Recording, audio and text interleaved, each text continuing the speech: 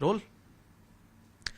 अंतर्राष्ट्रीय महिला दिवस के मौके पर आज हम एक ऐसी महिला से आपकी मुलाकात करवाने जा रहे हैं जो उत्तर पश्चिम रेलवे के अंदर प्रमुख वित्त सलाहकार के पद पर हैं और पिछले कई सालों से इस चुनौतीपूर्ण पेशे को बखूबी निभा रही हैं। इनसे बात करने की कोशिश करते हैं और ये जानने की कोशिश करते हैं कि आखिर पुरुष प्रधान इस जॉब के ऊपर गीतिका पांडे जब पहुंची तो कैसी चुनौतियां उनके सामने थी और अब तक वो उन्हें लेकर कैसे आगे चल रही हैं। गीतिका जी, आज सबसे पहले तो अंतर्राष्ट्रीय महिला दिवस है, इसको लेकर आप ऐसी बच्चियों को या ऐसी बालिकाओं को क्या कहना चाहेंगी जिन्हें लगता है कि कुछ पद, कुछ जॉब्स उनके लिए बहुत चुनौतीपूर्ण हैं, इसलिए उन्हें वहां नहीं जाना चाहिए?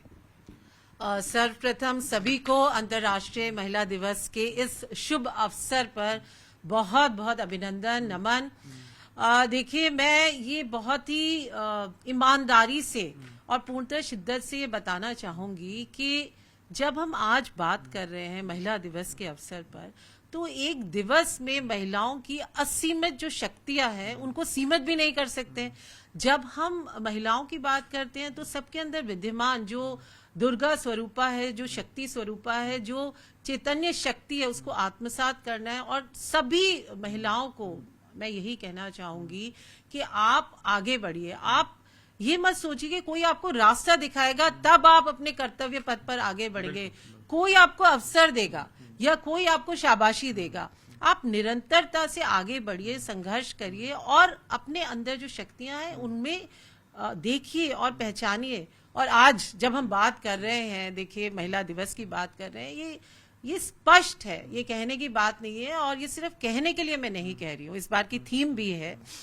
हम लोग बात करते हैं हमारे राइट्स की, जस्टिस की, बट एक्शंस लेने का टाइम है। अगर हम जेंडर इंक्लूसिवनेस और इक्वालिटी की बात करते हैं तो देश के विकास की बात करते हैं, समाज के उत्थान की विकास करते हैं और महिलाओं की जो भूमिका है वो बहुत अहम है, बहुत महत्वपूर्ण। मेरी जानकारी ये भी है कि जब आप एनडब्ल्यूआर में आती हैं तो आप पहली महिला होती हैं जो जोधपुर के अंदर डीआरएम लगती हैं, यानी ये भी अपने आप में एक नया रिकॉर्ड है कि कोई महिला, 4 मंडल है उनमें से एक मंडल की महिला जो है वो डीआरएम पहली बार है। देखिए, ये जब मैं इलाहाबाद से एज डीआरएम जोधपुर मेरा ट्रांसफर हुआ, पैन इंडिया हम लोगों का रहता है, तो मुझे बताया गया, मीडिया के माध्यम से मुझे बताया गया कि आप प्रथम महिला डीआरएम हैं।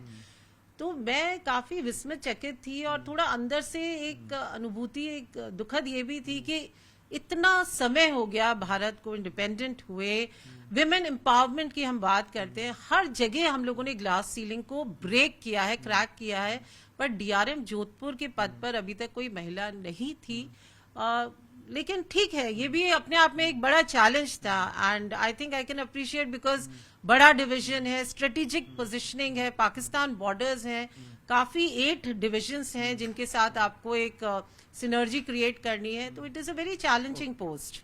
मैम, आईपीएस का क्या किस्सा है? आईपीएस के सफर से लेकर आपका जो है प्रमुख वित्त सलाहकार के पद पर पहुंचना।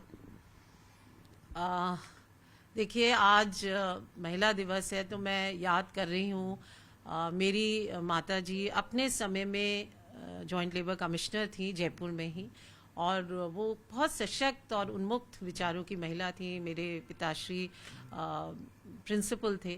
तो उस समय जब सिलेक्शन हुआ, उस समय जो सामाजिक एक परिप्रेक्ष्य था, दृष्टिकोण था, तो ये महसूस हुआ कि पुलिस सर्विस में महिलाओं के लिए संभवतः इतना सही नहीं रहेगा। एक माँ होने के नाते उन्होंने सोचा होगा कि रेलवेज बहुत सही रहेगा, पुलिस में क्रिमिनल्स को डील करना पड़ेगा, फैमिली लाइफ शायद इतनी बैलेंस नहीं हो पाएगी, बहुत ज्यादा चैलेंजेस होंगे।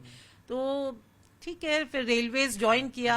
आज तो आप देख रहे हैं जैसे किरण बेदी पहली आईपीएस ऑफिसर थी, आज तो बहुत आईपीएस राजस्थान में ही आप देखिए बहुत सारी महिला कर्मी हैं, आईपीएस हैं। हमारे रेलवेज में ही, आरपीएफ में आप देखिए कितनी महिला हैं जो अधिकारी भी हैं, आरपीएफ पर्सनल हैं और बहुत बखूबी अपना कार्य कर रही हैं।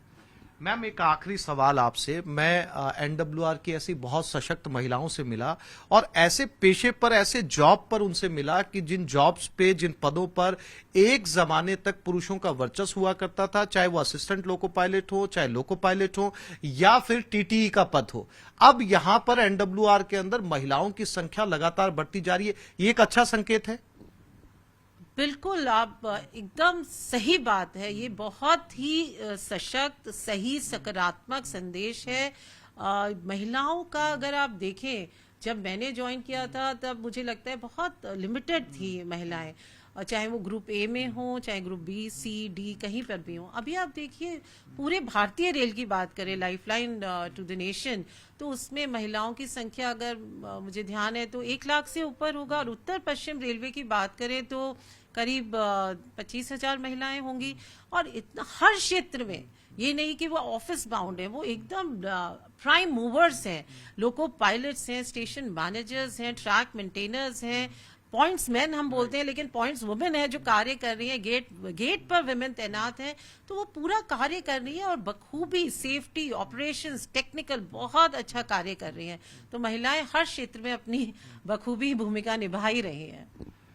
तो ये थी हमारे साथ गीतिका पांडे, प्रमुख वित्त सलाहकार उत्तर पश्चिम रेलवे। साफ तौर पर इनका संदेश है ऐसी लड़कियों को, ऐसी बालिकाओं को जो अलग अलग क्षेत्र के अंदर आगे बढ़ना चाहती हैं, लेकिन जिन्हें लगता है कि इस पद पर या इस जॉब में केवल पुरुष जा सकते हैं, उनके लिए एक आदर्श प्रेरणा स्रोत हैं गीतिका पांडे। कैमरामैन अविनाश के साथ आसिफ खान, न्यूज 18 जयपुर।